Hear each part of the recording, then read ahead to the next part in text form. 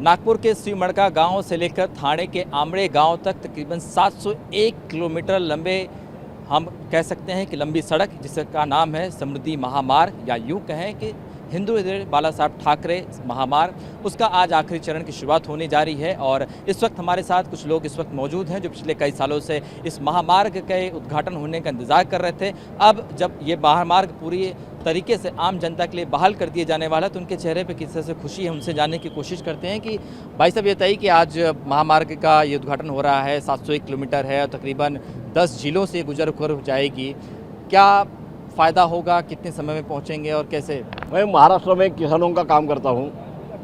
किसानों का भला करने के लिए हम लोगों ने बहुत आंदोलन किए हैं, लेकिन ये जो निर्मित हुई है रास्ते की, ये ऐतिहासिक निर्मित है। बहुत कम समय में बहुत अच्छी तरह से दाम देके मुआवजा भी अच्छा मिला लोगों को, किसान लोगों को। हम लोगों ने बहुत सारे आंदोलन किए शुरू में। हमारे मन में शंका ये थी कि ये अच्छी तरह से मुआवजा मिलेगा क्या नहीं किसानों को, लेकिन किसानों को अच्छी तरह से मुआवजा दिया और इतने जल्दी से काम कर दिया कि पूरे देश को ये स्तंभित करने वाली बात है। और इसके लिए मैं क्रेडिट दूंगा नितिन जी गडकरी साहब और मुख्यमंत्री अपने है देवेंद्र जी, उनको क्रेडिट देना पड़ेगा। आप बताइए कि आप भी किसान हैं, जिस तरह से उन्होंने कहा कि किसानों की खेती दी गई थी, तब ये लगा था कि बन पाएगा या फिर ऐसे खाली पेपर पे?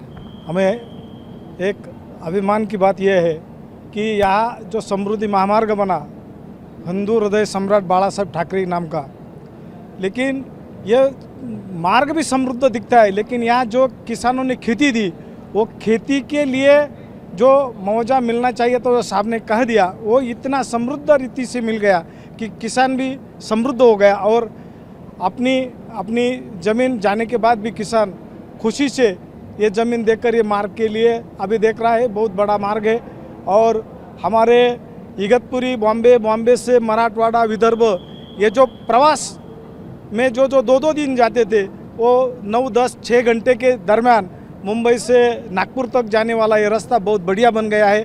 और ये खुशी की ये बात है कि हमारे इगतपुरी के वो यहाँ से जाकर ये मार्ग अभी आखिरी मार्ग का ये उद्घाटन हो रहा है। और यहाँ माननीय मुख्यमंत्री जी देवेंद्र जी फडणवीस साहब ये अपना ड्रीम प्रोजेक्ट का अंतिम उद्घाटन करके ये मार्ग खुला करने वाले हैं। बिल्कुल, आप बताइए कि ये जो समृद्धि महामार्ग शुरू किया गया है, कितना आसान हो जाएगा? जब आप जाते हैं बहुत ट्रैफिक जाम पड़ता है, लेकिन अब इस यहाँ से फटाफट आप पहुँच जाएंगे। सर ये बहुत अच्छा मार्ग आपलं गवर्नमेंट ने उपलब्ध किया है।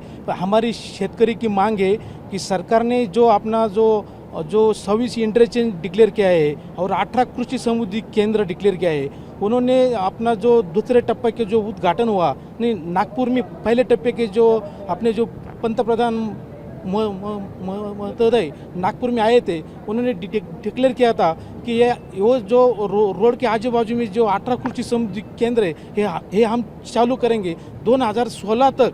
अभी भी जो नोटिफिकेशन हुआ है हमारे जो बनाने का, वो कोई भी अभी सरकार ने कोई भी नहीं किया। तो हमारी मांग है कि ये तुम कब करेंगे।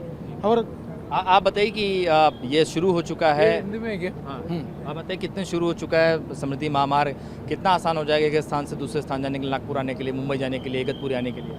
पहले तो 18 घंटे लगते थे नागपुर से मुंबई जाने के लिए। अभी ये जब समृद्धि बना है 8 घंटे में अपन जा सकते हैं। समृद्धि बहुत अच्छा, टेक्निकली बहुत अच्छा बना है, स्पीड भी अच्छा दिया है। लेकिन गवर्नमेंट ने जहाँ तक रोड के साथ 18 कृषि समृद्धि केंद्र का ऐलान किया है, जब पंतप्रधान मोदी ने 18-12-22 को उद्घाटन हुआ, मोदी साहब ने भी बोला है कि ये हमको 18 कृषि समृद्धि केंद्र करने के। बाद में 26/5-23 को सेकंड में कोकणठाम में हुआ, वहाँ मुख्यमंत्री उपमुख्यमंत्री दोनों ने ऐलान किया है हम जल्दी ही कृषि समृद्धि केंद्र कर रहे हैं। अभी हमारे अभी तक हुआ नहीं। और हमारे जो 3 कृषि समृद्धि केंद्र है, धोत्रे कृषि समृद्धि केंद्र है, घायगांव जांभरगांव और सावकर माव, अभी इधर के जो लोक प्रतिनिधि उनका ही फॉलोअप चालू है। कल ही कायंदे साहब करके आमदार आए, उन्होंने मुख्यमंत्री साहब से बात किया है और वो इसमें ऐलान करने के बोला है। अगर वो 18 कृषि समृद्धि केंद्र अगर हो गए, अभी जैसा इधर का टोल 1 कोटी है, अगर वो हो गया तो 5 कोटी कलेक्शन भी हो सकता है।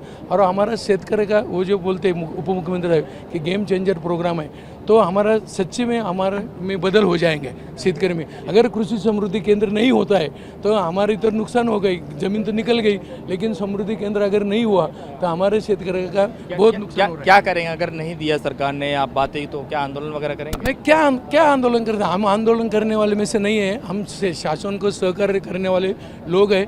पहली हमारी ग्राम पंचायत लाखगंगा की जिन्होंने ठहराव कर दिया और लैंड पूलिंग जो स्कीम है उसमें आने के लिए हम गवर्नमेंट को सहकार्य कर रहे हैं। अगर गवर्नमेंट ने नहीं किया तो ऐसे ही रुके पड़ेंगे, लेकिन हम आंदोलन नहीं करेंगे किधर नहीं। हमारा जो भगवान है, मुख्यमंत्री है, दोनों उप मुख्यमंत्री बस वो जो करेंगे वो हमको मान्य है। आप बताइए कि ये शुरू हो चुका है रोड महामार्ग, कितना आसान हो जाएगा एक स्थान से दूसरे स्थान पर जाने के लिए?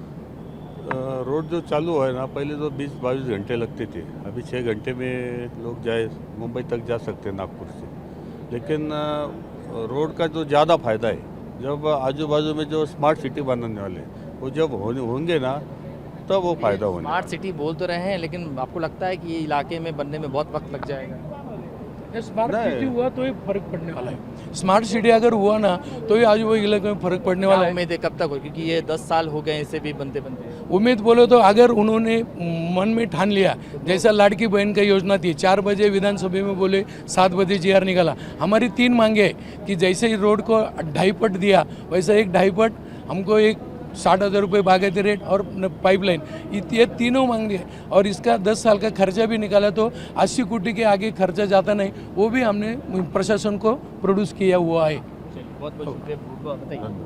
गवर्नमेंट ने अगर थाम लिया ना 2 साल में सब हो सकता है, अगर उनके मन में नहीं आए तो 10 साल में भी नहीं हो सकता। पूरे ये लैंड पुलिंग के लिए 95% लोगों ने सम्मति भी दी है, जॉइंट मेजरमेंट हुआ है और मूल्यांकन हुआ है। सिर्फ इन्होंने मांगे पूरी करने का।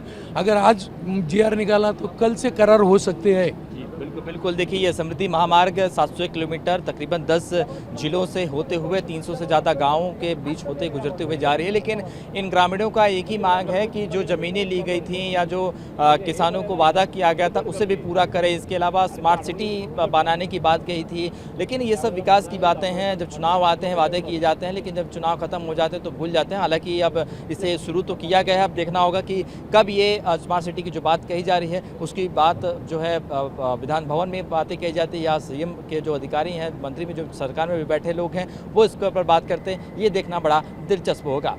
कैमरामैन सुभाष दाम के साथ शुभम पांडे, TV9 भारत बस, इगतपुरी।